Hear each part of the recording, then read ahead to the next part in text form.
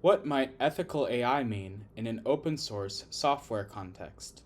My name is David Gray Widder, he, him, and in this talk I will present our FACT 2022 paper, an interview study of developers building an open source tool to allow anyone to create deepfakes, and ask what this case might tell us about AI ethics in an open source context and beyond. Why study ethical AI in open source? Well, past work has shown distinct ethical AI concerns in big tech, academia, and in the public sector, each with unique practices and norms. In open source, developers, often volunteers, build software and make it freely available without any restrictions on use, nor ability to know how or when it's used. This new context means assumptions and interventions from other contexts may not work well for the many AI systems developed in open source. But this may open new opportunities, with less pressure to cut costs or prioritize company interests, which past research shows hampers ethics work in other contexts. Our study focuses on an open source tool which allows anyone to create deepfakes. Deepfake videos spoof one person's face onto another person's body, sometimes for satirical or artistic purposes, but 96% of deepfakes found online are non-consensual pornography, 99% of which depict female celebrities, causing job loss, anxiety, and illness. We interviewed developers of an open-source deepfake creation tool about their sense of agency and responsibility to address downstream harm. Whereas companies can choose not to sell software to dubious users by using contracts or only releasing binaries, we found that open source licenses limited participants' feelings of agency to control downstream harmful use. Free and open source software have strong norms against restricting downstream use, as expressed in the Free Software Foundation's Freedom Zero, which protects the right of anyone to use the program for any purpose, and the Open Source Initiative's prohibition on discrimination against persons or groups or fields of endeavor. Echoing these sentiments, one participant said, "I cannot stop people from using my software for stuff which I don't agree with. Open source's positive is also its negative." And another participant acknowledged that the centralized control accompanying closed source proprietary services can allow stricter control over use, such as by using content filters. Free and open source software licenses maximize agency for the software users, but the license terms limit developers' agency to decide what their system should be used for. However, recent phenomena question this, such as licenses from the ethical source movement aiming to give developers the freedom and agency to ensure their work is used in service of human rights, and the Tech Won't Build It movement, which holds that workers developing AI systems should have a say in how such technologies are deployed.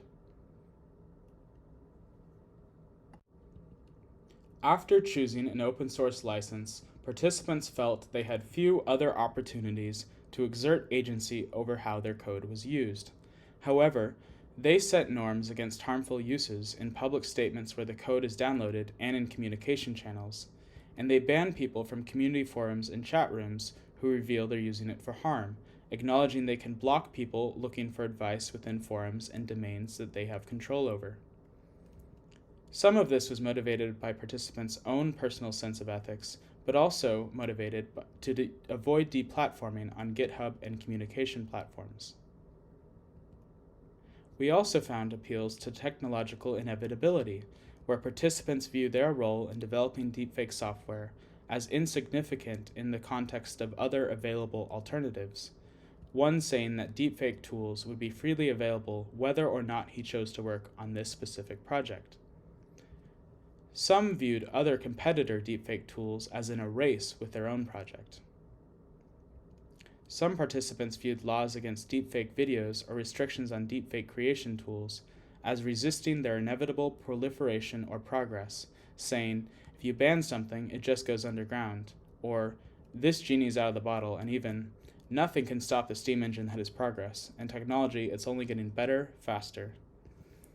Philosophers call this line of thinking the technological imperative, which some argue implies a suspension of ethical judgment or social control, Individuals and society are seen as serving the requirements of a technological system which shapes their purposes.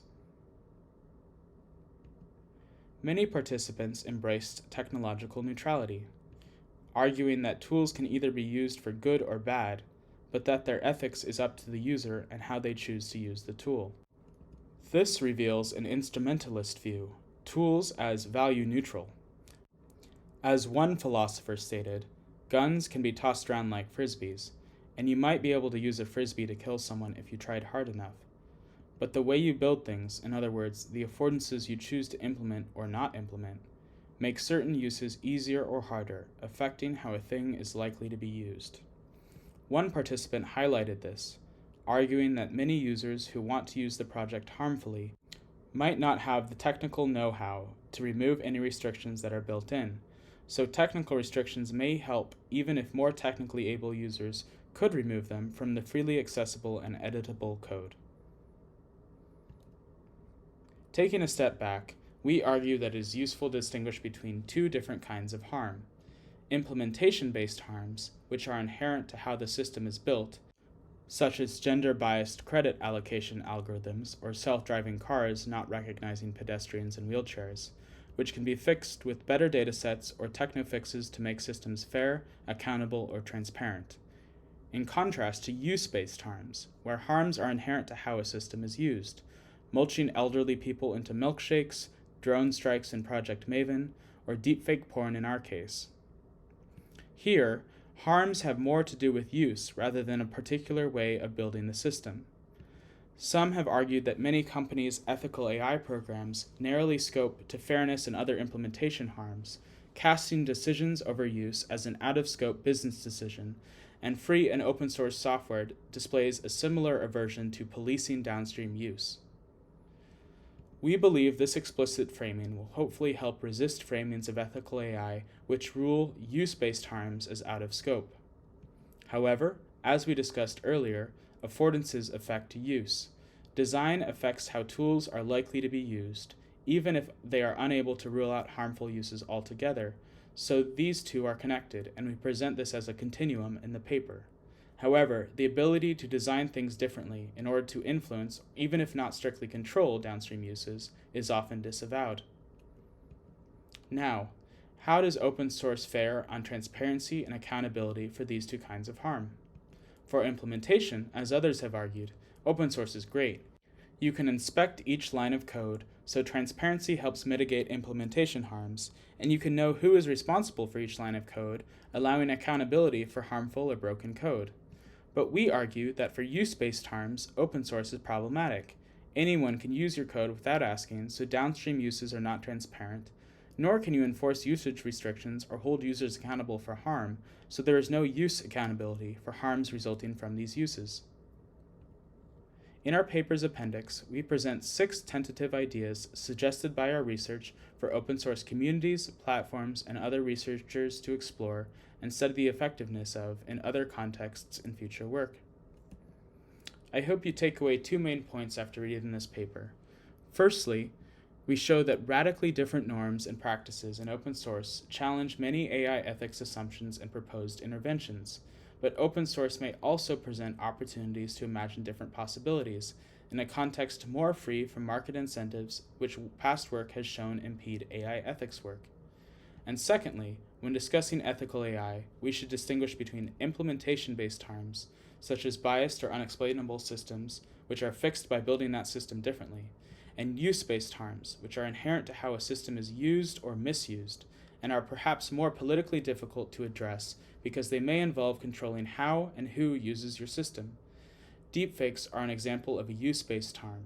Building deepfake tools differently, or making them more fair, accountable, or transparent, will not fully address these kinds of harm because their harms are inherent in what they are used for, not the way they are built.